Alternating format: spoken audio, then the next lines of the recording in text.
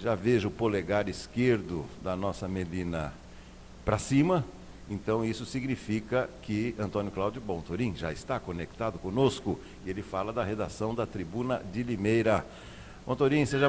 tá de verde hoje, já começou a fantasia aí para o jogo de amanhã. Eu nem prestei atenção nisso, viu, Beato? Imagino. Eu nem prestei atenção. Olha, foi uma coincidência muito grande, viu? Tá bom. Muito bem-vindo, amigo. Um abraço. Grande abraço, Beto, grande abraço a todos que nos acompanham aqui pelo Farol de Limeira, né, através dos portais das nossas redes. E vamos começar a sexta-feira, né, uma sexta-feira de notícias, uma sexta-feira, vamos dizer assim, de uma boa notícia, porque também os testes de Covid na capital paulista estão diminuindo em resultados positivos, e isso já é uma grande notícia, né, Beto? É uma coisa interessante que a gente tem que aproveitar e louvar realmente a questão da vacinação. Então... E vai ser realmente um dos meus comentários aqui sobre isso, né, citando o Rio de Janeiro, o prefeito Eduardo Paes, que está bastante decepcionado com a população carioca devido à questão de as famílias não estarem levando as crianças à imunização. Você chegou a ver sobre isso, Beto? Ontem ele fez um desabafo. Especificamente sobre o Eduardo Paes, eu não vi nada ontem, deve ter saído alguma coisa ontem, mas, com base nos números, isso aí é uma constatação não só no Rio de Janeiro, mas nas principais capitais também, né, Cláudio? Ou seja, reflexo do negacionismo. Exatamente. Tanto é que ele falou que não esperava que a população carioca tivesse uma atitude dessa natureza e levasse os filhos à vacinação, né? Porque perceberam que com a vacinação os adultos, os adolescentes estão em melhores condições, inclusive ser internados ou se adquirem, se são contagiados com o coronavírus, os sintomas são leves ou praticamente não apresentam sintomas, né? Mas ele mostrou realmente que o negacionismo, que toda essa propaganda contrária surtiu um efeito, e a gente quer um efeito negativo, né, Beto? Cláudio, e você viu, você deve ter observado também o comentário, a percepção do nosso companheiro Sidney Botelho lá em São Paulo, lá na capital, inclusive a ausência de máscaras nos jovens, né, nos estudantes, na volta às aulas também, né, Cláudio? Aqui também a gente vê isso, viu, Beto? Eu já vi isso em escolas, mas olha só, eu vi os pais chegando sem máscara e os filhos usando a máscara. Né, de onde vem o exemplo que a gente costuma pedir, né, para as pessoas se apresentarem, de como elas podem agir e como devem agir nesses tempos de pandemia, né, Beto? E a gente está vendo também que nós temos uma gama de artistas, né, de esportistas, que além de negarem a se vacinar, pregam contra a vacina. Eu vi o Kelly Slater, né, o maior campeão de surf da história, né, do mundo, já com 50 anos ele ganhou uma etapa em Pipeline, lá no Havaí, né? E ele é anti-vacina, ele fez uma crítica enorme ao governo da Austrália, porque negou a dose. Então nós vemos que tem muito atleta, tem muito artista, que poderia estar dando exemplo para que todos possam seguir, né? Negando isso. Então, quando você pega um profissional desse, quando você pega um esportista desse tamanho, o cara com 50 anos ganhar uma etapa em Pipeline, e depois fazer uma situação dessa é complicado, né? E também nós não vemos aqui em Limeira, para chegar mais aqui perto, não vemos as autoridades falando nada sobre isso, sobre a vacinação infantil, como está. A gente sabe que também está baixa, né? Mas nós não temos números exatos, porque não são divulgados.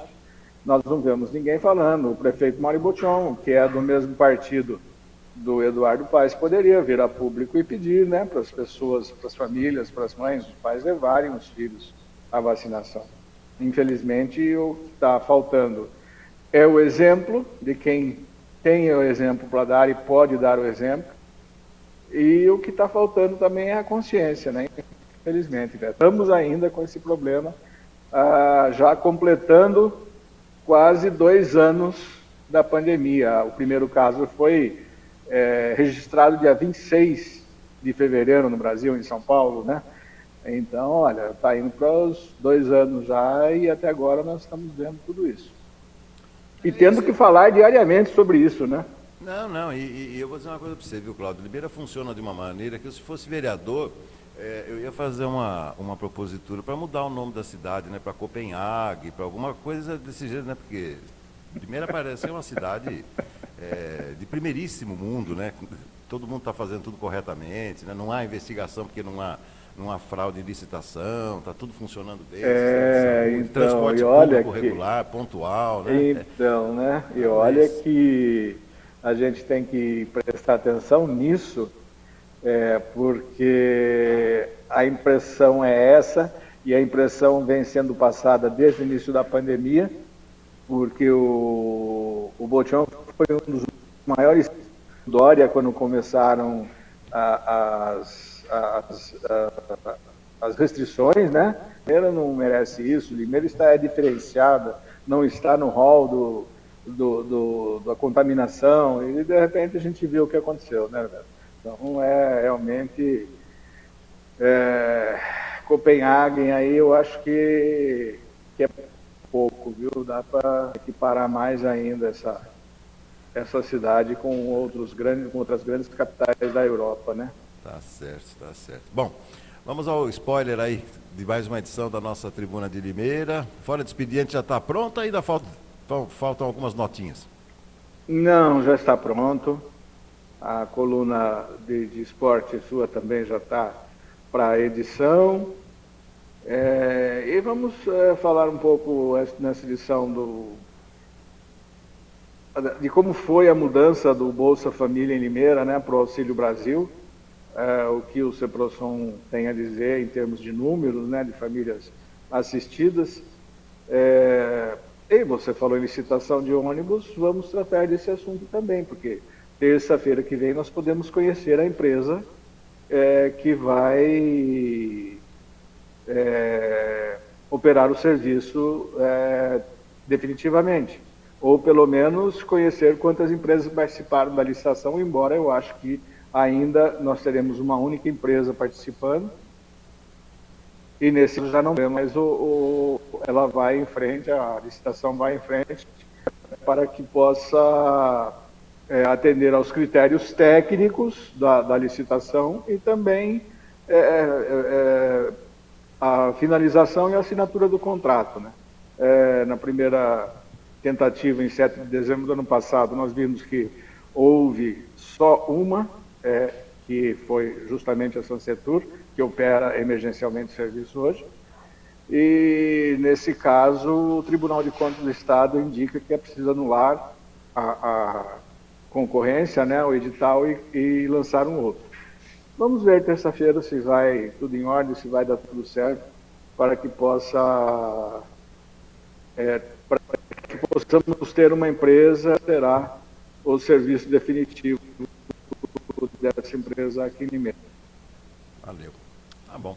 Estaremos falando também das perdas de água na rede aqui em Limeira, né?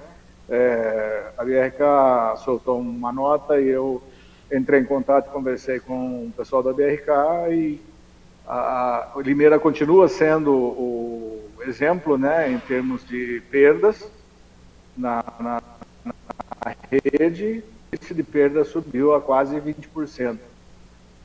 chegou a ser 14%, né, em 2010, mas subiu a quase 20%, mas ainda está dentro do padrão de cidade com menor perda entre as grandes cidades do Brasil, né?